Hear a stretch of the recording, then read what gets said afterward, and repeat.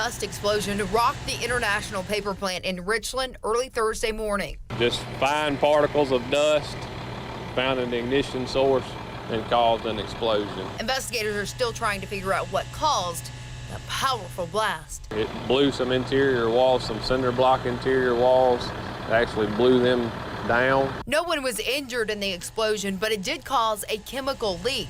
Everyone was evacuated from the building, and crews with U.S. Environmentalist Services worked to clean up. They are trying to neutralize the caustic soda, and then they are actually recovering that through a vacuum. Hours later, there was a secondary fire up here on the roof that led firefighters back for a second time. The fire was put out pretty quickly when we arrived here. Crews on scene did not know how much the plant would be affected by the explosion or how long workers would be banned from the site.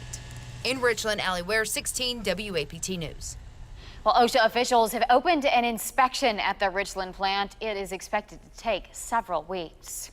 Investigators say the fire that destroyed a gas station was deliberately set. It happened at the Exxon gas station on McDowell Road yesterday morning. You see the flames in that business. It was closed when this happened. No one was inside. No word tonight on any suspects in this case. A couple forced to run from their burning house overnight. That fire started just after 2 o'clock this morning along Marion Dunbar Street near Bailey Avenue. Firefighters said when they arrived, flames were shooting from the back of the house. The couple who lives inside made it out safely. Investigators are still looking into what started this fire. And this one, getting a lot of folks talking tonight. A public defender arrested for arguing with a judge. 16 WAPT's Ross Adams reports it took the state Supreme Court just to get him out of jail. A Hinds County judge threw one lawyer in jail after he says that lawyer talked too much. Chris was jailed for doing nothing more than representing his client. Wednesday, Judge Jeff Will cited Chris Ruth for what the judge said was, quote, willful disruptive interference in court proceedings. So you're disputing the judge's argument that Mr. Ruth was disruptive, was probably combative and talking back to the judge? I am, and that is based upon conversations that I've had with several individuals that were in that courtroom during that time. The courtroom arguments came when Ruth was arguing against having bond revoked for his client, murder suspect Lauren Blackwell. After Judge Will said he was disruptive, a bailiff escorted Ruth to jail. He respectfully and professionally spoke on her behalf. That's what we do. That's our job. And for that, he was jailed. Wednesday afternoon, Ruth spent 5 hours locked up until the state Supreme Court intervened to grant him a bond. The public defender's office says Will has targeted their lawyers over and over. We have had over 9 attorneys to serve in Judge Will's courtroom. And every one of those attorneys has at some point been threatened with contempt. Last year, the judge banned public defender Allison Kelly for being, quote, disrespectful in his courtroom. We wanted to speak with Judge Will to get his side of the story, but he refused to comment on camera. We don't want there to be this chilling effect when individuals appear in the judge's courtroom to make them feel that they cannot make proper arguments. Reporting in Jackson, Ross Adams, 16 WAPT News. Now, the judge plans to release a transcript of the hearing which could show what happened inside the courtroom. Now, one lawmaker says schools in the state have been underfunded by around $2 billion. Some believe it's only going to get worse. Democratic leaders held a hearing on education funding at the Capitol today. They say Republicans are refusing to fund education properly, and now they're trying to rewrite the rules on funding schools. We feel that throughout this legislative session that the Democratic process has been thwarted, that we haven't had as much transparency and openness about this issue. It's a very serious issue. The state's funding formula, MAEP, has only been funded twice since 1997. Jackson's airport takeover bill is headed to the governor's desk. State senators passed the final version of the bill today. The bill would expand the board to 9 members appointed by Jackson's mayor, city council, and surrounding counties. Governor Bryant told us he will sign the bill as soon as he gets it. And Jackson Mayor Tony Yarber has been an outspoken critic of the airport takeover bill. He released a statement today urging the governor not to sign it, saying in part, take all measures in a court of law if necessary to protect our citizens, their assets, and their sacrifices. Well, fast food workers walked off the job today demanding to be paid $15 an hour.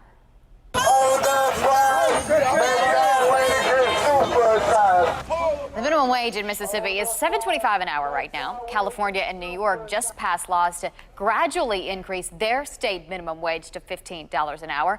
The protesters we talked to today say they want the same. Why not aim lower with your demands? $15 an hour is over a 200% wage increase. Well, I actually see it like this, if they don't understand 15, then this is what we're fighting for. Do you think that's fair for, fast food workers, $15 an hour? Not really. I mean, you're working at a fast food restaurant. I work at a fast food restaurant and I make $9 an hour.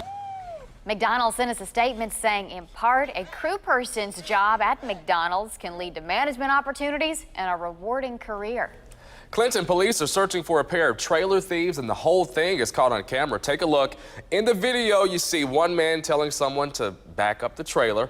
Eventually, another man gets out the trailer. They hook it up and drive off. This happened at Birdwell Electric in Clinton. Police say they got away with thousands of dollars worth of equipment. If you know who these two men are, call Crime Stoppers. Well, upset parents are demanding change at the Hinds County School Board meeting tonight. That meeting is still going on. Now, we talked to parents as they were walking in. They're concerned about mass exodus of teachers leaving Hinds County after the school year. And at Terry High School, many parents say students are being wrongfully arrested. The district says the number of teachers leaving this year is normal, and the accusations about arrest are false. Now, back in March, parents started a petition on change.org to remove Superintendent Dr. Delicia Martin.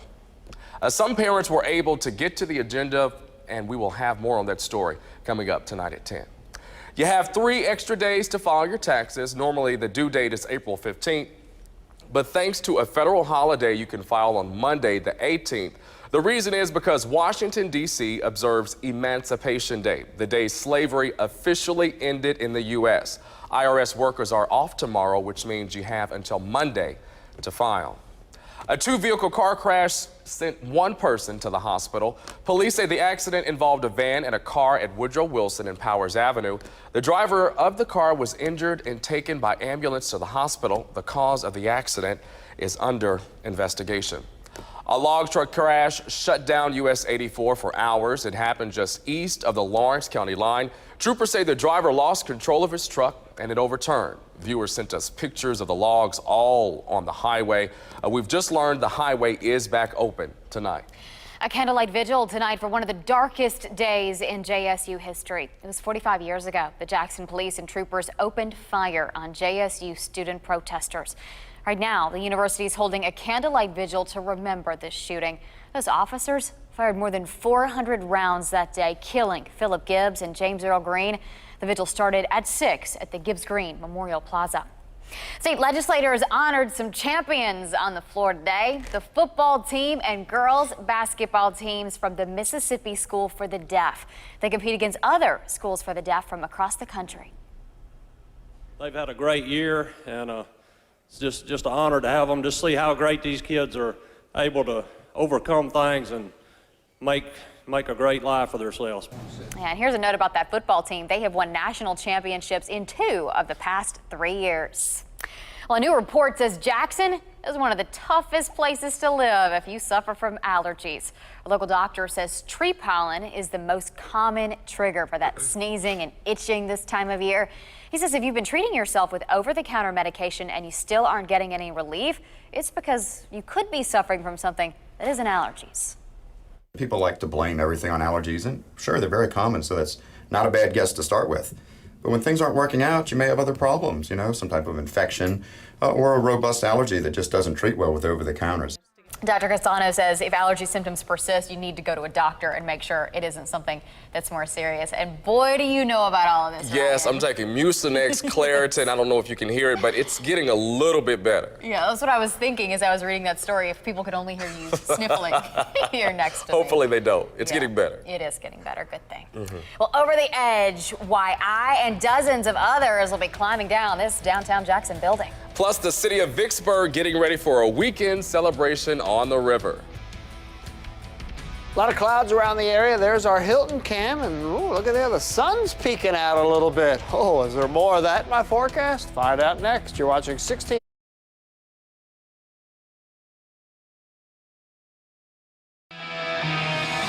This is 16 WAPT News live at 6, the one to watch. All right, here's the viewing area right now, and stretching from Macomb right through Hattiesburg. That's where the heaviest showers and thunderstorms are, and down across our southern counties, that's where we had a little hail. Crystal Springs, Brookhaven, all these areas down over to Hattiesburg did report hail as a storm passed through. Right over the downtown area, there's some sprinkles, and showed you the Hilton cam going into the break. There was a little sun breaking through, so there still could be a light shower through the course of the evening here in the metro area, and as those a couple thunderstorms went through this afternoon. That's a band of 1 to 3 inches from just to the south of Vicksburg over into the Terry Byram areas. But right there, that's where the heaviest downpours are. Brookhaven, Macomb, Collins, you may even hear a clap or two of thunder. Live look outside, dreary conditions in Vicksburg right now. Look at that. No rain falling in Vicksburg right now. And on our downtown camera, I think there's a little moisture on there. Yeah, there's that light rain shower that is moving across downtown right now. 69, 59 our high and low today, and just a couple hundredths of an inch of rain in the bucket for today. So right now, we're still sitting at 67. That's where we were at 5 o'clock. Wind's very light out there. Cool, damp conditions are going to continue tonight right on into tomorrow. I think the winds will pick up a little bit tomorrow. Upper 60s, lows tonight, upper 50s to right around 60. Not much change, but hell yes, had a little fun with that. Those big storms that moved across the southern parts of the viewing area, and boy, at times, at places, it hailed for a good 15 or 20 minutes and covered the ground. There's that little disturbance moving into the area. Also an upper level low, and that's going to linger through tomorrow. So the clouds, they're not going anywhere, and these spring showers aren't going anywhere. Now tomorrow, don't expect a flare-up of thunderstorms that produced hail like we had today, but there will be some periods of light rain showers around. Look at the big area of cloud cover, really covering all of the south into the Gulf Coast region. Just picture the upper level low spinning across North Mississippi overnight tonight, right through the day. Tomorrow, the clouds, the showers pop up. I don't think it'll be anything heavy, but it could rain for an hour or two in certain locations. And then as the weekend progresses, that low will weaken. I think Saturday will start off cloudy. By afternoon, the sun will begin to break up. So Saturday not looking like a terrific day. Certainly more sunshine by the time we get into Sunday. So still the threat of a light shower or two. That'll continue overnight and right on into tomorrow. Damp, cool conditions, upper 60s for a high tomorrow. Then tomorrow night we'll drop into the 50s. So a cool, damp, maybe even a foggy start to Saturday before the sun breaks out. And we're still expecting some warmer, drier weather for next week. It's been a very wet week this week. Had that big rain earlier in the week, and next week it warms up. Poof! Everything will spring to life. See, that's what, look, no complaints about that. That's what we need to see, David. And tomorrow, we're talking about the Over the Edge event. May not be perfect weather for rappelling down the side of the building, but not too bad. You won't have thunder and lightning, so it's rain or shine. That's good. That's a good thing. It's rain or shine. Yes, it is rain or shine. Take a look at what we're talking about. Do you have what it takes to go over the edge for Friends of Children's Hospital? Do you? If Spider-Man can, you can. Yes, this weekend there will be nurses, there'll be doctors, parents, all amateurs going over the edge of a 14-story building. That was me in the equipment that will supposedly keep me safe as I do this. Hopefully. Yes, thank you, Ryan. Hopefully. Live at 5 during our show tomorrow. We are doing it to give you a preview of what will be a big fundraiser for Blairy Batson Children's Hospital all day Saturday. Dozens of people going over the edge of the Trustmark building, all to raise money for the hospital. And they're turning it into a block party. You can bring the whole family out to watch those folks do it. The city of Vicksburg is getting ready for Riverfest.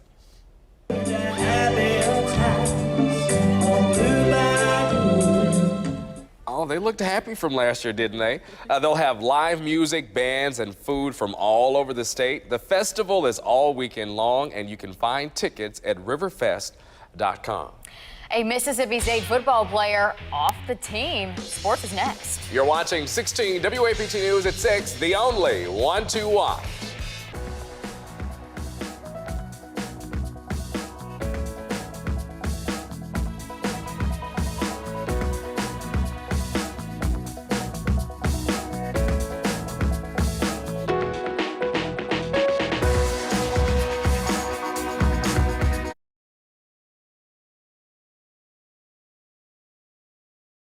Now 16 WAPT Sports with Sports Director Ray Coleman.